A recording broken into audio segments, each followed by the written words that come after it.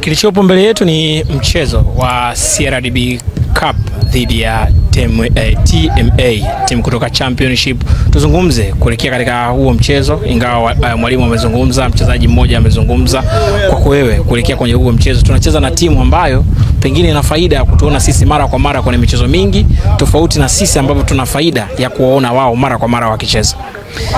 Tarehe 11 kwa maana ya kesho Jumanne, mnyama Simba Sports Club anashuka katika uwanja wa KMC kwa ajili ya mchezo wetu dhidi ya TMA. Kwanza nichukue nafasi hii kuwaita na kuwaomba na kuwasisitiza mashabiki wa Simba popote walipo Dar es Salaam hii waje waione Simba yao kesho tarehe 11 kuanzia majira ya saa 10 kamili jioni. Ile hamu yote ambayo tulikuwa nayo tarehe 8 tunaihamishia tarehe 11. Yalifanyika maandalizi makubwa kwa ajili ya tarehe 8 ikashindikana. Sasa yale maandalizi yote ya kufikia tarehe 8 na kutoka tarehe 8 kufika tarehe 11 ni maandalizi ambayo tunaya-compile together.